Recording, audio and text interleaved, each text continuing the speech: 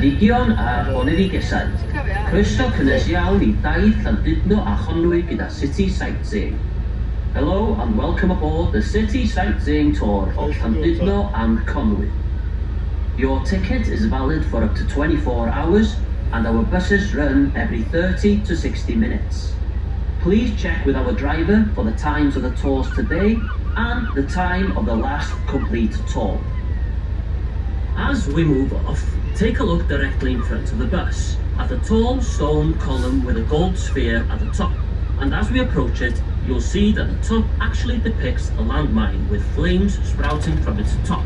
This is the town's cenotaph, or war memorial. It stands in the Prince Edward Square on the site of the Gorsedd Circle erected for the 1864 National Eisteddfod.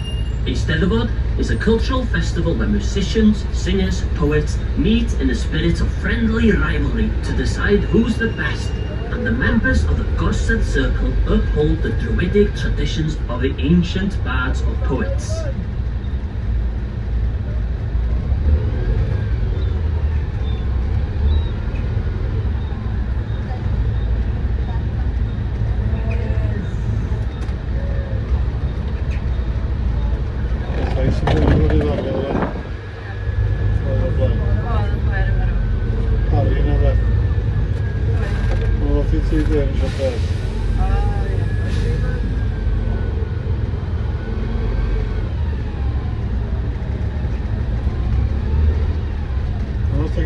Of the 700 hotels in Llandudno, the ones here on the seafront were the earliest to be built, the first of which is the St George's Hotel here on the right. It was opened in 1854 and incorporated Wales's first water-powered elevator, or lift. Famous guests over the years have included Sir Winston Churchill, Otto von Bismarck, Napoleon III, Benjamin Disraeli and William Gladstone. As we've travelled along the seafront, have you noticed the lack of garish and bright facades of these hotels? That's because the owners are required to use the pastel colour chart provided by the powerful Mostyn estate when choosing a colour for the outside of the buildings.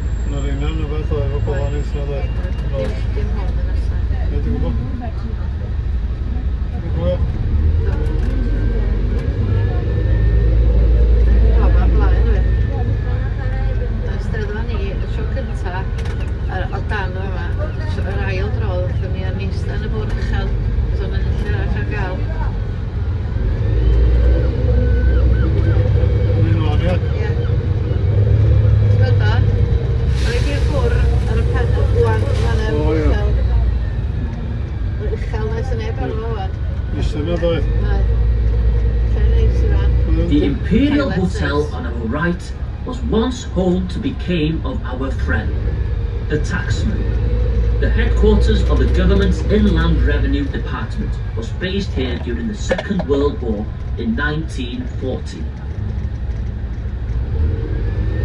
The Marine Hotel was home to Queen Elizabeth of Romania for 5 weeks in 1890, while she was here recuperating, and we'll hear more about her later in the tour. The large cream hotel coming up on our right was opened in 1860, but was taken over 2 years later by Dr. Henry Thomas, who used it as the Llandudno hydropathic establishment, hence the name Hydro. Dr. Thomas offered a treatment called the compressed air bath, and some of his medicines included belladonna, Spanish fly, and arsenic.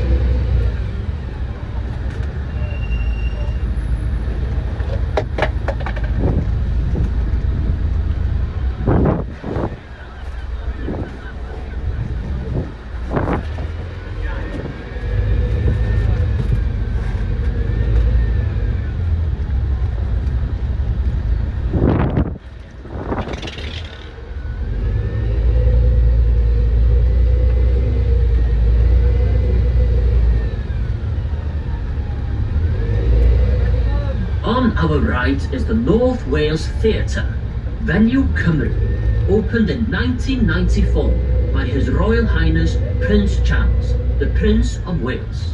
It has one of the largest stages in the UK and has seating for 1,500 people. A new conference centre completes the project on this site.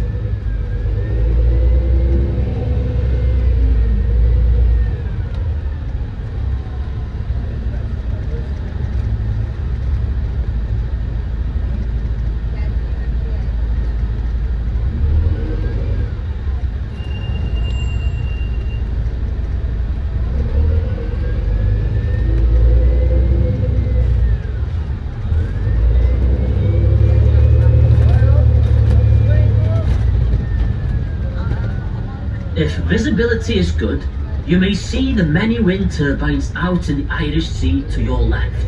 This is Gwyn Tymor, with 160 turbines 10 miles offshore. It is Wales's largest wind farm, with a capacity to generate 576 megawatts and power for 400,000 homes. And in the distance you can see the Little Orme. It is 141 metres high and a popular sightseeing, walking and hiking site.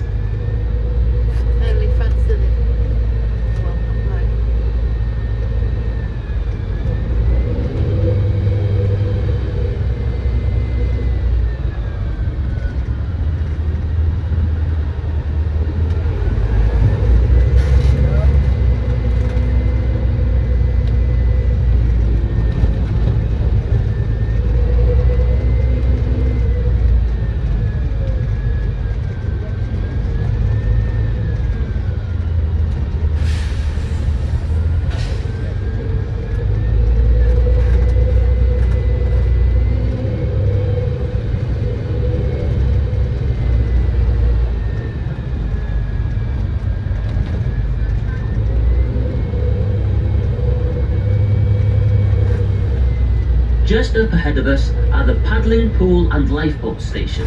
The open space to the right is Bodlondeb Fields, home to Bodlondeb Farm Park.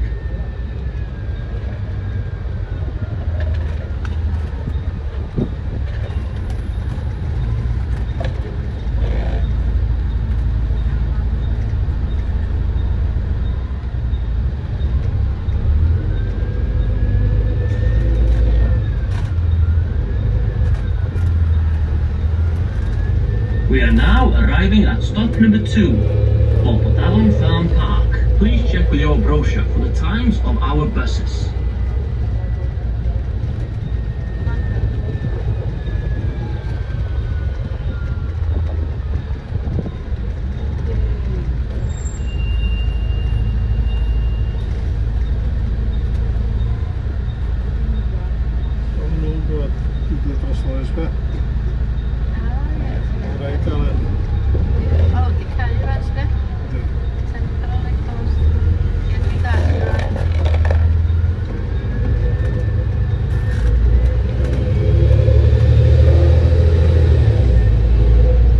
This is the part of town known as Llandudno. This is a mostly residential area developed after the turn of the 19th century.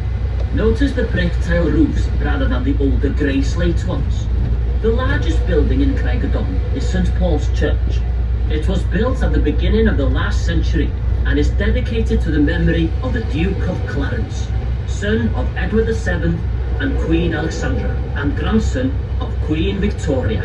Many suspected him of being none other than Jack the Ripper, the notorious Victorian murderer. If this is true, it seems rather strange to have his name associated with a church.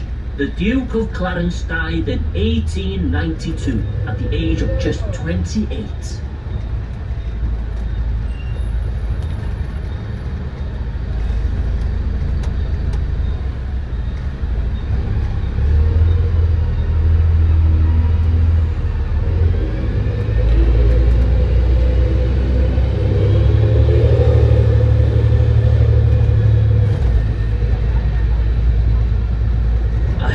On our left is Queen's Park, named after Queen Victoria. However, one road down to the left is called Romania Drive, named after another queen, Elizabeth of Romania, who stayed here for several weeks in 1890. She was a noted author of romantic novels, and on a visit to the National Eisteddfod, she was honoured with acceptance into the Gorsedd of the Bards under her pen name Carmen Silva. During her stay, she quickly grew to love the area and was always very complimentary about the standard of hospitality in Wales. Indeed, she was so fond of Wales, she actually learned some Welsh. When she left, she described Llandudno as a beautiful haven of peace. In Welsh, Parn, Pavan, Her. And to this very day, that's our town's motto. Through the trees ahead of us to our left, you may see a glimpse of an impressive stone building. Blind Veterans is a national charity that supports blind ex-servicemen and women towards living an independent life. The building was originally known as Lady Foresters, a convalescent home for the benefit of workers and their families from the iron industry based in Ironbridge in Shropshire.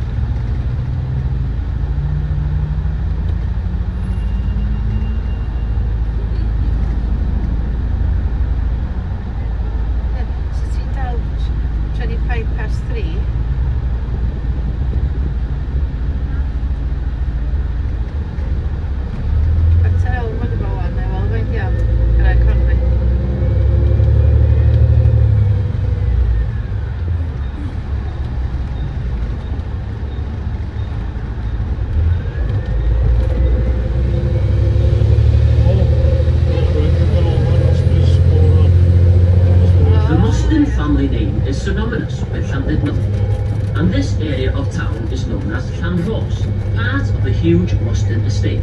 Coming into view on our left is the pretty little church of St Hilary. It stands on the site of a 6th century church and is the burial place of members of the Mostyn family. Most of the gravestones in the cemetery are black on the instructions of Lady Augusta Mostyn back in the 19th century. Lady Augusta was a staunch supporter of the temperance movement, and as such, she despised the demon drink.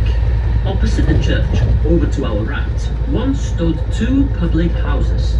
Augusta did not want her church to be in such surroundings, so she had them demolished. Instead, she built firstly a cocoa house, and a little further on, a stone building with a clock, which was once a school. Cocoa houses were popular in the Victorian era, built as a way of showing the temperance need not necessarily deny the social activity offered by pubs and alcohol. In 1898, a new pub, the Links, was built in Llandudno to replace the ones demolished here.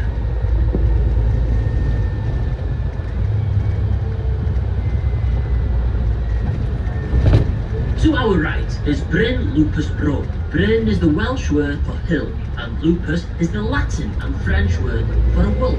So basically, it means Wolf Hill, named after Hugh Lupus. Back in the 11th century, he was the first Norman Earl of Chester, as well as a favourite nephew of William the Conqueror. At the tender age of just 19, he was virtually the King of Cheshire, with lordships over much of North Wales. This brought him great wealth, and a lifestyle not unlike that of Henry VIII some centuries later. Perhaps that's why history books often refer to Hugh the Wolf as Hugh the Fat. Setting out from his base in Chester, he did try to subdue the Welsh, but he didn't do such a good job though, because the Welsh are still here today to tell the tale.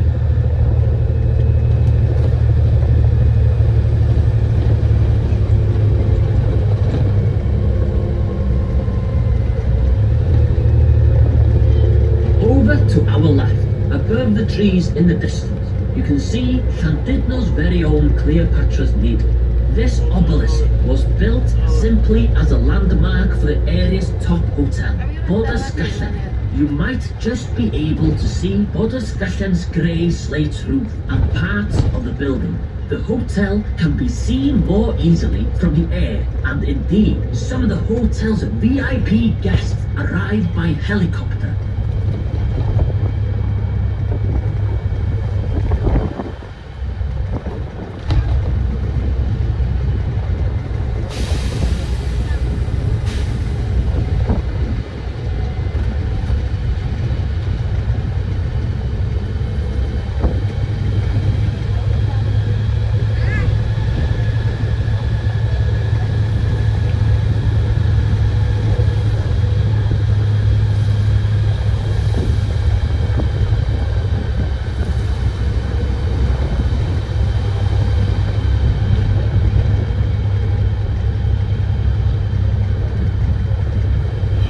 Looking ahead of you now, weather permitting, you will see a spectacular view of Llandudno. Llandudno National Park has been a protected landscape for more than 50 years.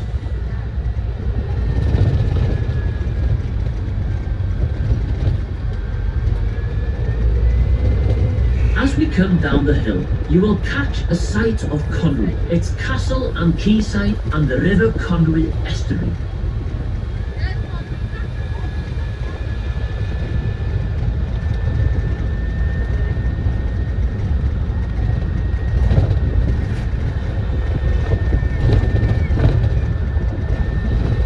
Coming up on our right is a pub called the Castle View, formerly called Maggie Murphy's. This name came from a song from the Boer War veterans that were once housed in this area. A copy of the song still hangs in the bar of the pub.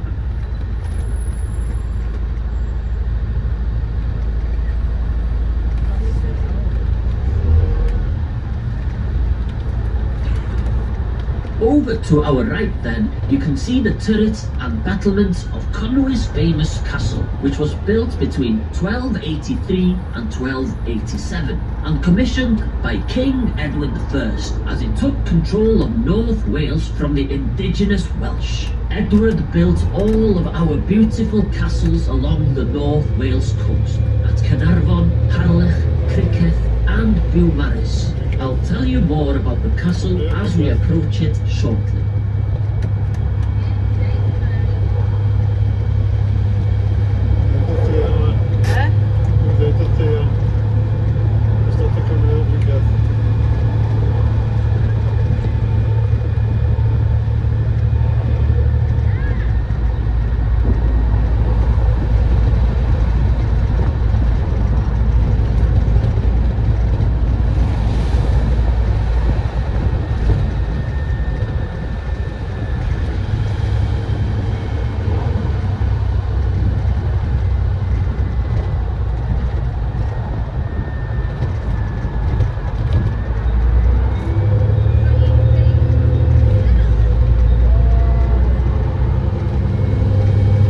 This now is Llandudno Junction, where the main railway line from London Euston runs to Holyhead. At the far side of the Isle of Anglesey. There, you can catch the ferry to Dublin, the gateway to the Emerald Isle.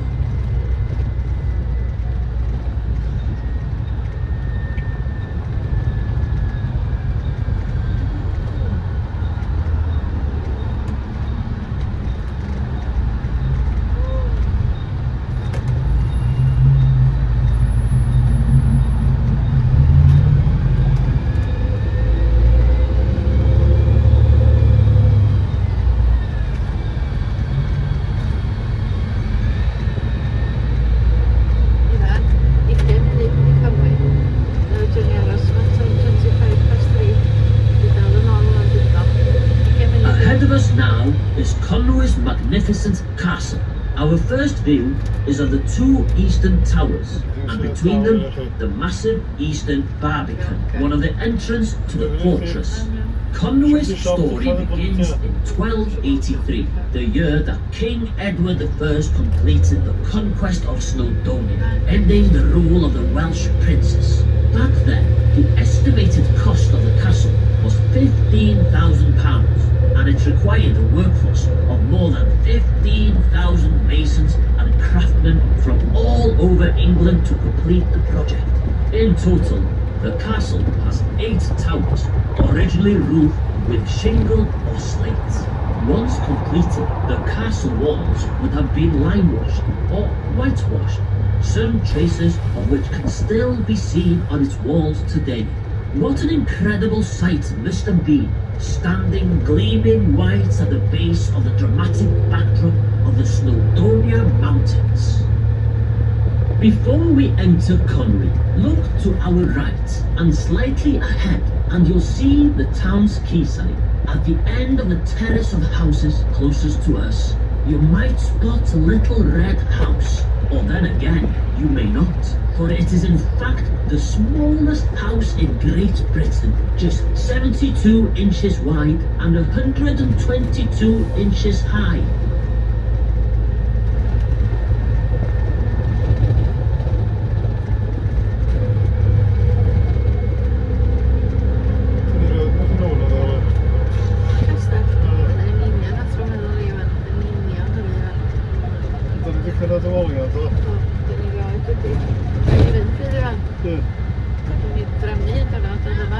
So here we are entering the medieval town of Conwy.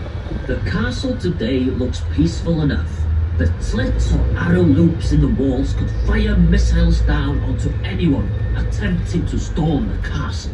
Today, it's quite a different story, and visitors are now warmly welcomed. We are now approaching our stop for the town of Conwy. This is where you leave us if you wish to explore the castle or the magnificent town walls, or maybe take a stroll along the quayside.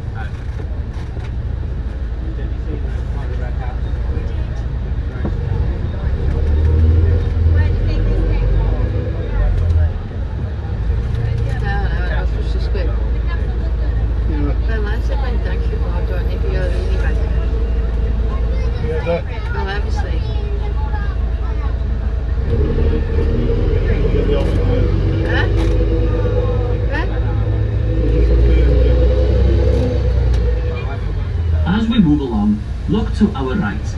On top of the pillar in Lancaster Square is a statue of Llywelyn the Great, the last great Welsh ruler. Ahead of the bus is a very narrow archway cut through the walls in the 19th century to accommodate the flow of traffic to Bangor and Anglesey. It is very narrow, as you can see, so please, no standing, and keep arms and hands well inside the bus.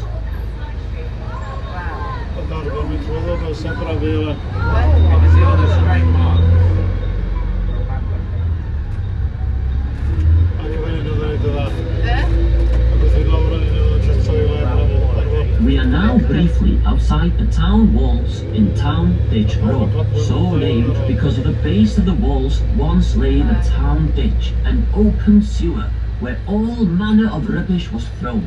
The walls are about 1,400 yards in length, with 21 semicircular towers spaced out along them. Removable wooden platforms would have spanned the gaps between them, so that in the event of a hostile attack, the platforms could be removed, creating a break in the circuit, isolating those sections that were under siege.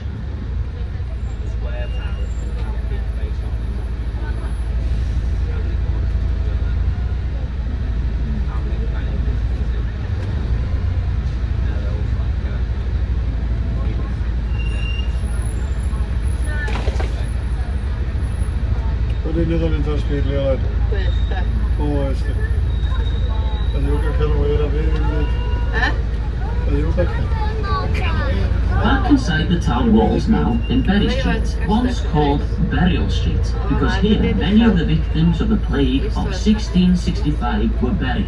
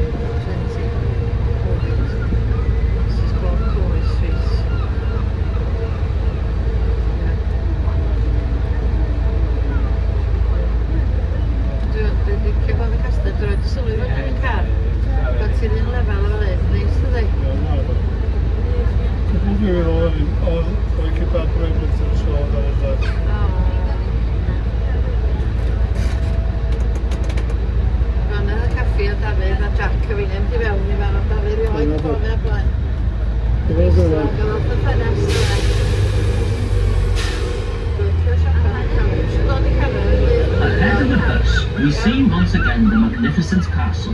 You can just see some of the traces of the limestone wash on the walls. And as we leave Conwy, look to the base of the castle walls at the oblong holes.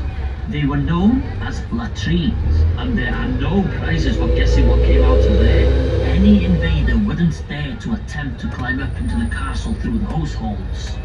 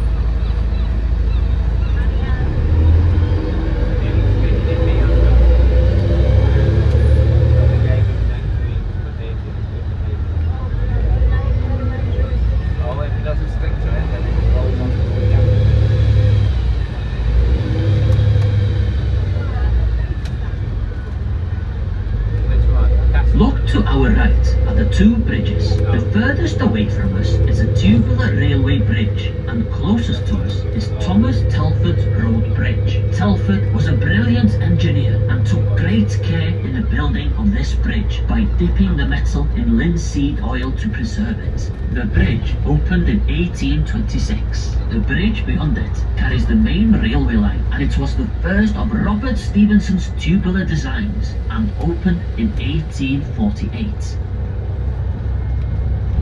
The modern bridge we've just passed over opened in 1958 to ease the increasing flow of traffic passing over Telford's Road Bridge. Increased traffic flow in the 60s caused dreadful problems in Conwy, and so a scheme was devised to build a road tunnel under the estuary. Yeah.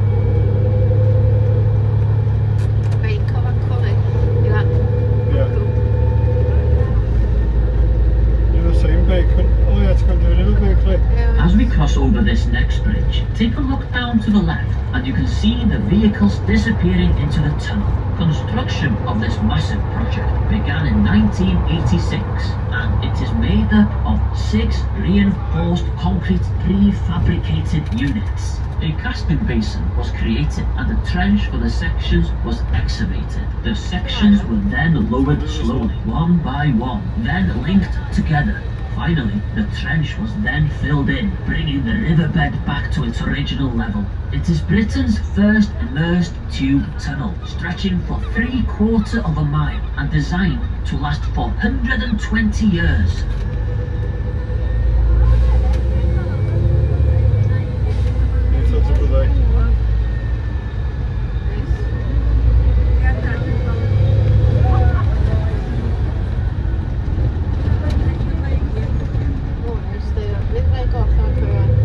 The single most important role that Conwy played during the Second World War was production of the Livery harbour. With the Allies planning the D-Day landings, military chiefs had to work out a way of getting all the necessary equipment from the naval vessels moored out at sea across very shallow beaches to the landing ground. It was decided that a floating harbour was needed, to be built in sections and then floated across the channel and assembled on the French beaches. In great secrecy, suitable areas were chosen to build sections of the Livery harbour, and Conwy was included. The area used is now the marina, and as a reminder, the local pub is called the Livery. Many of the town's hotels and boarding houses were taken over by men working on this project, and in addition, the government billeted many evacuee children in Conwy and the surrounding countryside at the beginning of the war. It was far safer for them here in the countryside rather than in large cities like Liverpool, Manchester or Birmingham.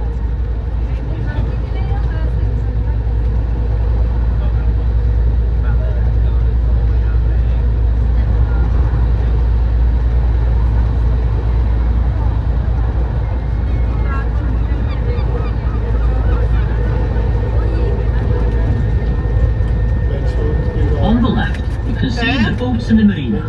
There has been a dock here since the 12th century, but a large dock was built in the 1880s to transport by rail the massive amount of high-quality roofing slate quarried at Plaxton, further up the Conwy Valley. In this century, the dock has been transformed into a marina and a spa hotel called The Quay after this history. This opened in 2006 and the houses in this area are very well sought after.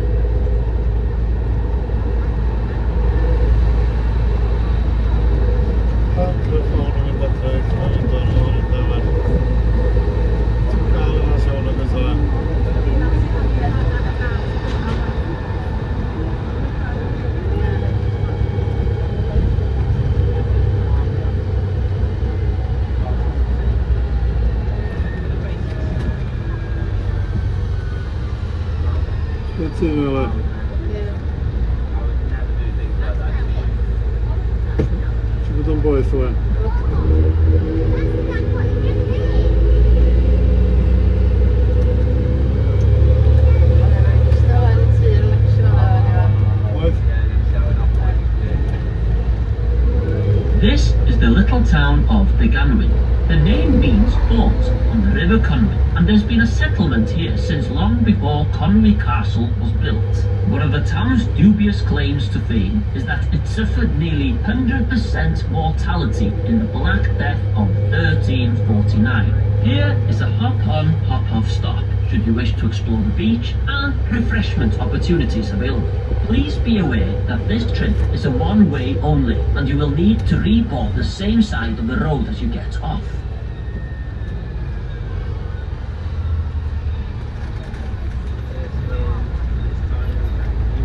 Even I could only do. Yeah.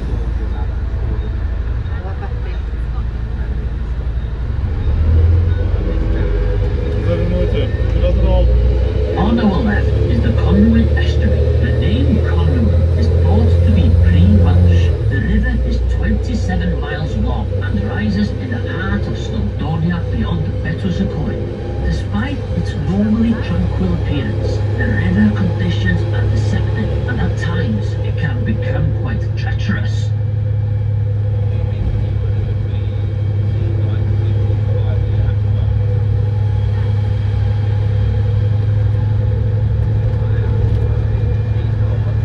Over to our right is a series of rocky grass hills. This is one of the most historic sites in Llandudno. Originally the site of the 4th century wooden fortress known as the Livery. At that time, North Wales was being invaded by Irish warriors. A northern tribe, the Gododdin, came south to protect the area from the invaders. This tribe was led by a chieftain known as Conedda, and he established his headquarters here at the strategic vantage point of the Livery. Without Conedda's intervention, North Wales would almost certainly have fallen to the Irish invaders. His descendants went on to become kings of Gwynedd, and the bloodline can actually be traced to our present monarchy. The Livery later became the stronghold of King Maelgwn of Gwynedd, and indeed, this part of North Wales appears to have been the capital of Gwynedd at this time. Look slightly over to our left, and in the distance you may be able to see the Isle of Anglesey and Puffin Island, separated from the mainland by the famous Menai Straits. By the shore, you can see Maes B Golf Course, an 18-hole course of championship standard.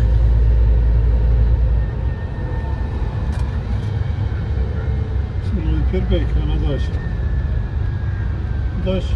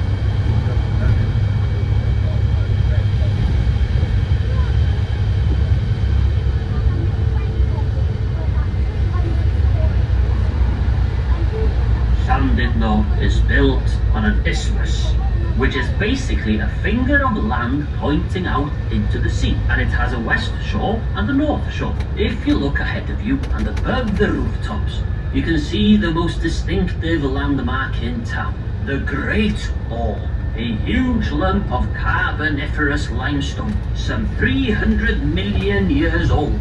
In the 3rd century, the Romans, marching forth from their legendary Castra Diva fortress at Chester, found the Orme to be a great source of copper, and some of the copper mines are still here, although no longer used, after the Romans and the Vikings also mined for copper here. Orme is a Viking word meaning sea dragon or sea monster. There are 2 fantastic ways to visit the Great Hall, either on our vintage coach tour around the Marine Drive or open top mini coach tour, which takes in both the Marine Drive as well as its summit. These both operate daily from the pier bus stop where our tour ends. Llandudno is Wales's largest resort and is very much the product of the Victorian era. It came into existence primarily for tourists during the mid-19th century, although man has left structures here dating from at least 3000 BC. For the last 100 years or so, it's undoubtedly been the queen of the North Wales resorts, with many fascinating reminders of the elegance of the Victorian period. The name Llandudno, how did it come about?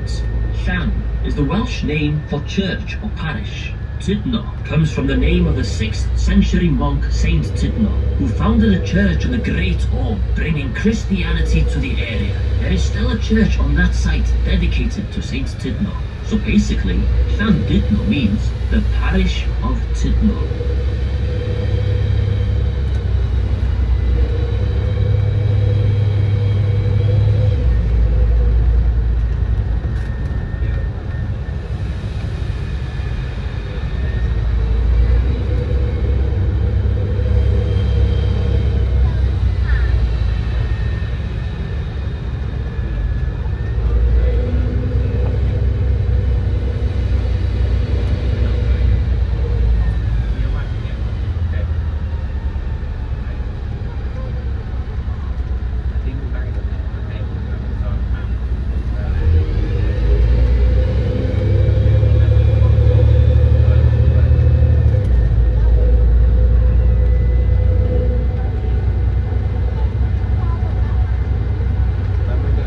This area was home to a Mr. Charles Pepper. He came to fame as the designer of the Royal Air Force insignia. There was much conjecture at the time as to the identity of the bird represented on the badge. Many thought it was an eagle, but there was always some doubt.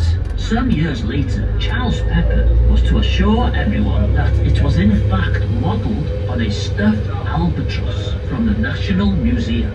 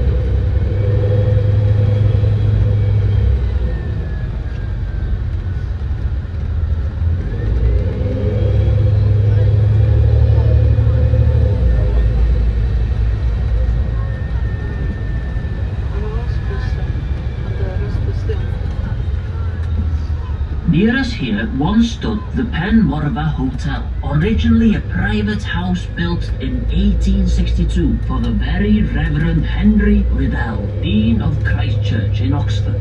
Liddell stayed here during college breaks with his family, his retinue of servants and important and privileged guests. One of Liddell's daughters was called Alice, and this is the Alice on which Lewis Carroll based the famous character in Alice in Wonderland and Alice Through the Looking Glass. This is the West Shore, a stretch of golden sand overlooking Conwy Bay. This is a popular spot for families, water sports enthusiasts and especially walkers, as the Wales coastal path runs right along the shore. There is a boating lake, children's play area, cafe and toilet facilities for those wishing to alight here.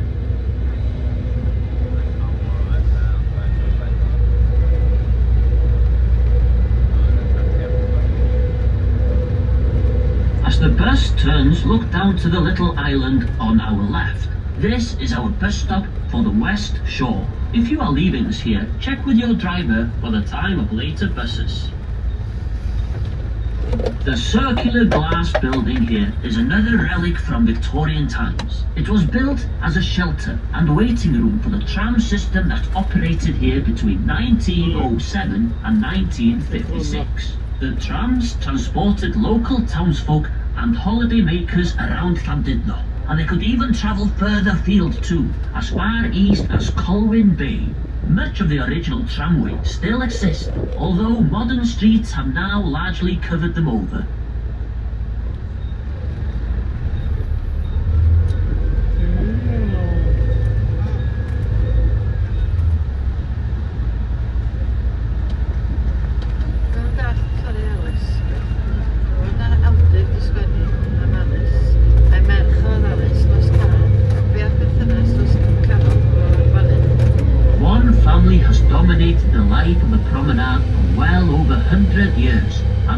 holiday or even day out to Llandudno would be complete without a visit to Codman's Punch and Judy Show. Richard Codman arrived here in his horse-drawn gypsy caravan in 1864. During his stay, one of his horses died suddenly, leaving him and his family stranded. So Richard spent his time whittling driftwood from the beach, and whilst doing this, had the idea of carving heads and doing a Punch and Judy show, something he had seen during his travels. And remarkably, it's still operated by Richard Codman's descendants. What the hell? Can mlynedd yn ôl. Iwan rwan. Ie. Can mlynedd yn union Iwan. Dwi'n 64 rwan. Dwi'n 64 rwan. 20 mlynedd yn ôl. Ie. This is the stop for Penderyn Whisky and the Homefront Museum.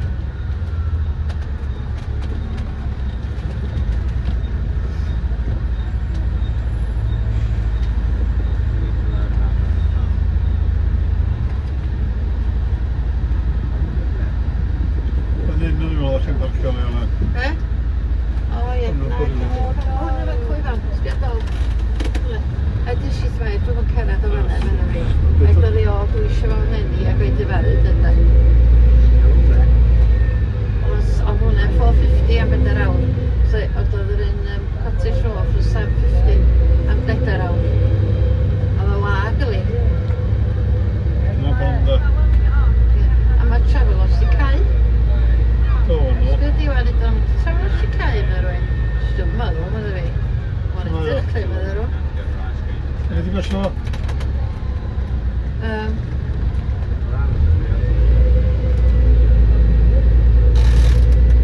On our right now is the J.D. Wetherspoon Public House. It stands on the original site of the town's market hall. Later, it became the Palladium Theatre.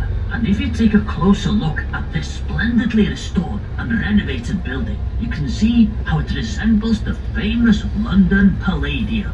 Dyna de am dweud neis. Glor i Dafydd yn ffwrdd llawn rhaid. O, dwi wedi gael e. Ie. Dwi'n trio ni un eich. E? Dwi'n trio eich. Na. Nes i gael ceg pan y Dian a Gwenda di dweud hynna do. Nhw di wneud o, gan bod nhw di wneud o, cael ceg da. Ti'n ei be? Prynu blynyddoedd. Ond ateb I do hope you have enjoyed your tour of Llandudno and Conwy. Thank you for joining us, and of course, many thanks to our driver.